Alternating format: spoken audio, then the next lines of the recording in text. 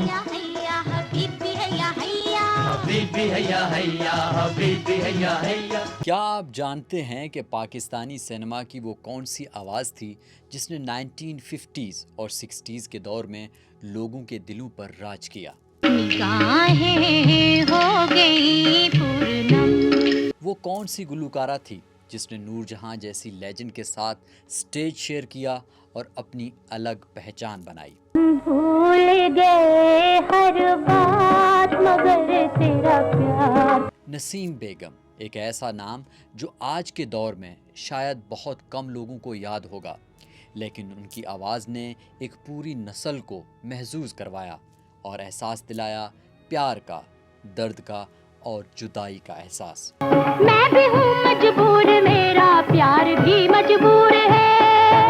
एक middle class घर से उठकर पाकिस्तान की महंगी तरीन प्लेबैक सिंगर बनने तक का सफ़र, हज़ारों सॉन्ग्स रिकॉर्ड करना, ब्लॉकबस्टर फिल्मों में आवाज़ देना और फिर अचानक फिल्म इंडस्ट्री से दूर हो जाना। ये कैसा ट्विस्ट था उनकी ज़िंदगी में? क्या ये उनकी अपनी मर्जी थी या किसी और वजह से था? नसीम बेगम ने नूरजहां के साथ काम किया, मगर क्या दोनों के दरमियान कोई प्रोफेशनल राइवलरी थी? उन्होंने अपने कैरियर की बुलंदियों पर रहते हुए क्यों सब कुछ छोड़ दिया? और उनकी पर्सनल ज़िंदगी जिसके बारे में बहुत कम लोग जानते हैं, क्या राज छुपाए हुए हैं? आज हम जानेंगे नसीम बेगम की मुकम्मल कहानी, उनकी स्ट्रगल से लेकर उनकी कामयाबी तक, उनके मशहूर गानों से लेकर उनकी शख्सियत के छुपे हुए पहलुओं तक। ये है एक ऐसी लेगेसी की कहानी जो वक्त के साथ साथ धुंधली होती गई मगर कभी ख़त्म नहीं हुई। नसीम बेगम का असली नाम नाशिया था और वो 19 फरवरी 1936 को अमृतसर, ब्रिटिश इंडिया में पैदा हुई। उनका ताल्लुक एक मिडिल क्लास मुस्लिम घर से था। बचपन ही से नसीम को गाने का बहुत शौक था और उनकी आवाज़ में एक अजीब सा जादू था जो सुनने वालों को अपनी तरफ खींच लेता था।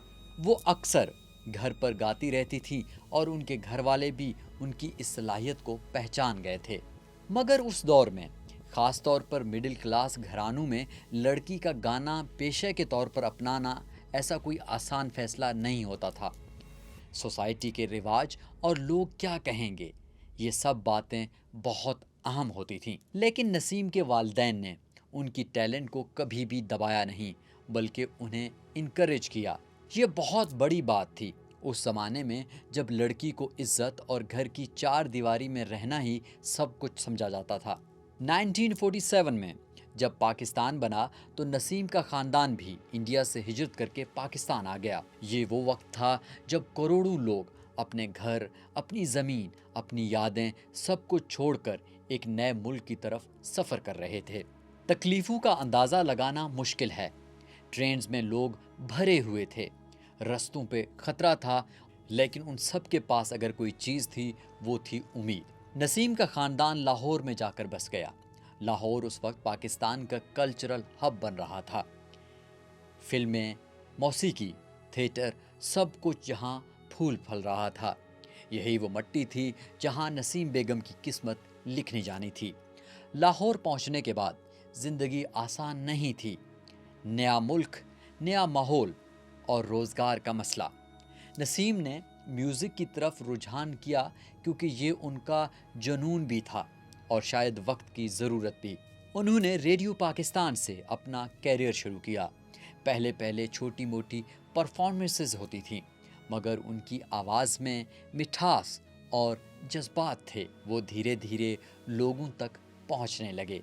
रेडियो पाकिस्तान उस वक्त इंटरटेनमेंट का सबसे बड़ा ज़रिया था और यहाँ गाना किसी भी आर्टिस्ट के लिए एक बड़ी बात होती थी। नसीम बेगम ने मेहनत की, प्रैक्टिस की और अपनी आवाज़ को पॉलिश किया।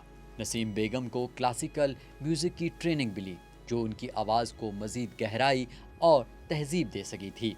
1950 के शुरू में पाकिस्तान फिल्म इंडस्ट्री खड़ी हो रही थी। तेरी याद 1948 में पाकिस्तान की पहली फिल्म बनी थी और अब एक के बाद एक फिल्में बन रही थी। फिल्मों में म्यूज़िक का बहुत बड़ा किरदार था। लोगों के पास اس وقت انٹرٹینمنٹ کے اتنے بڑے آپشنز نہیں ہوتے تھے جو کہ آج ہیں، اس لیے سینما ان لوگوں کے لیے ایک جنت کی سیر جیسا تھا۔ نسیم بیگم کو فلم انڈسٹری نے نوٹس کیا کیونکہ ریڈیو پاکستان پر ان کی آواز بہت مقبول ہو چکی تھی۔ انہوں نے 1950s میں پلے بیک سنگنگ شروع کی اور پہلی ہی فلم کے بعد وہ لوگوں کی پسند بن گئی۔ نسیم بیگم نے اپنے کیریئر میں 300 سے زائد گانے گائے۔ یہ کوئی چھوٹی تعداد نہیں ہے۔ ان میں سے بہت سے گانے آج بھی یاد کیے جاتے ہیں۔ ان کے مشہور ترین گانوں میں نگاہیں ہو گئی پرنم اور محبت کے دم سے شامل ہیں۔ ہر گانا ایک الگ جذبات کی تصویر تھا، کبھی محبت، کبھی جدائی، کبھی خوشی، کبھی غم۔ نسیم کی آواز میں اتنی نرم مزاجی اور سنسیئرٹی تھی کہ لوگ ان کے گانوں سے اپنا دل جوڑ لیتے تھے۔ ان کی آواز کو لتا منگیشکر اور آشا بھوسلے کے بعد انڈین سب کانٹیننٹ کی بہترین آوازوں میں گنا جاتا تھا۔ نسیم بیگم نے کئی مہنگی اور بلاک بسٹر فلموں میں گایا۔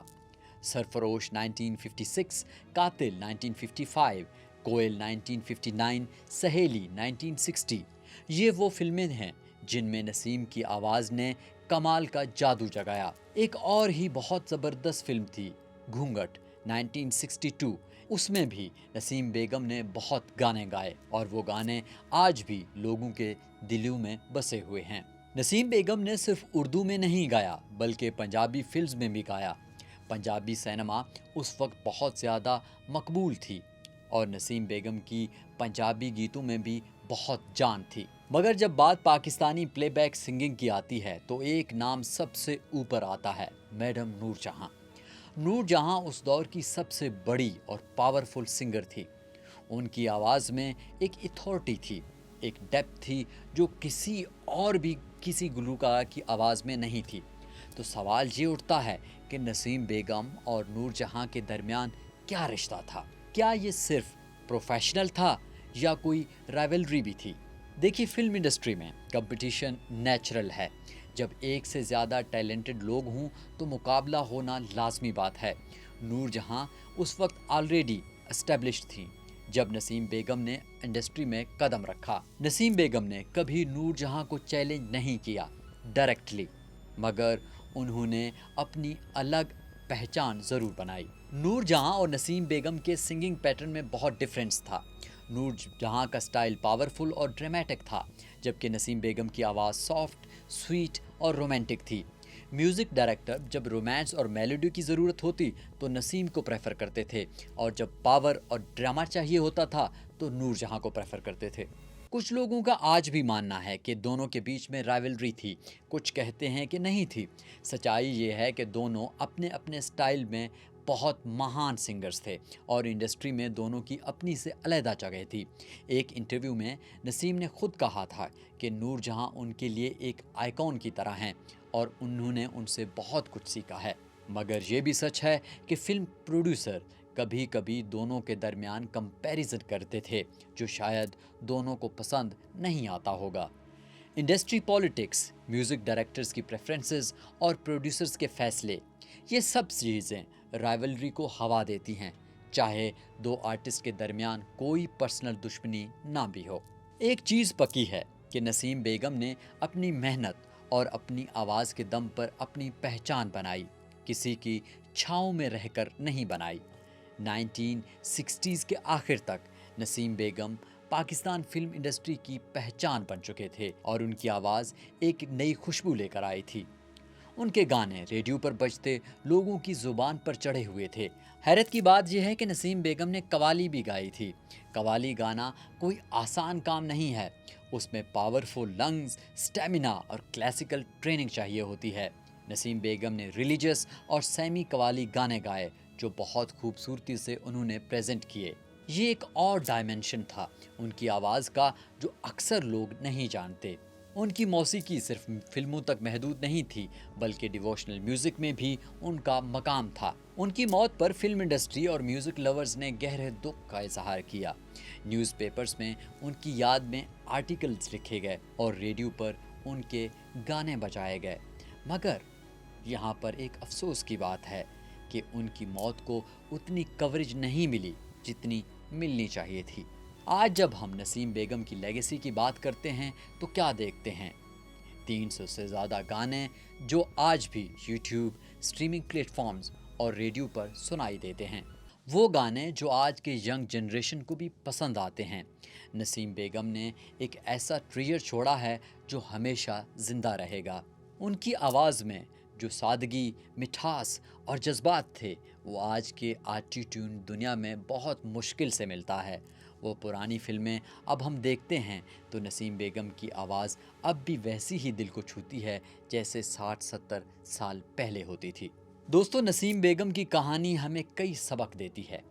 پہلا کہ ٹیلنٹ اور محنت کا کوئی توڑ نہیں۔ ایک مڈل کلاس گھر کی لڑکی نے اپنے دم پر انڈسٹری میں اپنی جگہ بنائی۔ دوسرا کہ اپنی پہچان بنانا ضروری ہے، چاہے آپ کے سامنے کتنا بڑا نام ہی کیوں نہ ہو۔ نسیم بیگم نے نور جہاں جیسی لیجنڈ کے ساتھ کام کیا مگر اپنا الگ شخصیت کو برقرار رکھا۔ آج کے دور میں ریمیکسز اور کورز تو بہت ہیں مگر اوریجنل ٹیلنٹ جیسے نسیم بیگم، نور جہاں، مہدی حسن اور فریدہ خانم ایسی آوازیں اب پیدا نہیں ہو رہی ہیں۔ شاید وہ دور ہی ایسا تھا جب آرٹسٹ کے پاس وقت تھا اپنی آواز کو پالش کرنے کا، کلاسیکل ٹریننگ لینے کا اور میوزک کو ایک آرٹ کی طرح ٹریٹ کرنے کا۔ آج سب کچھ فاسٹ ہے، جلدی فیم، جلدی پیسہ اور جلدی بھول جانا۔ نسیم بیگم کا نام آج کی جنریشن کو شاید نہ پتہ ہو مگر ان کے گانے آج بھی لوگوں کے دلوں میں بسے ہوئے ہیں۔ نسیم بیگم نے اپنی آواز سے لوگوں کے دلوں کو چھوا اور وہاں ہمیشہ کے لیے اپنے لیے جگہ بنائی۔ نسیم بیگم کی زندگی ایک انسپریشن ہے ان سب کے لیے جو اپنے خوابوں کو پورا کرنا چاہتے ہیں۔ مشکلات آئیں گی، کمپٹیشن ہوگی، کبھی کبھی لوگ تمہیں نیچا دکھانے کی کوشش کریں گے مگر اگر تمہارے اندر ٹیلنٹ ہے اور محنت کرنے کی لگن ہے تو تمہیں کوئی نہیں روک سکتا، اور یہی نسیم بیگم نے ثابت کر دیا تھا۔ ایک سمپل گھر سے اٹھ کر پاکستان کی سب سے پسندیدہ آوازوں میں سے ایک بننے تک کا سفر آسان نہیں تھا مگر وہ انہوں نے کر دکھایا، جو وقت کے ساتھ دھندلا تو ضرور ہو گیا ہے مگر کبھی ختم نہیں ہوا اور نہ ہی کبھی ہوگا۔ ان کی لیگیسی ہمیشہ زندہ رہے گی پاکستان کے میوزک کی تاریخ میں۔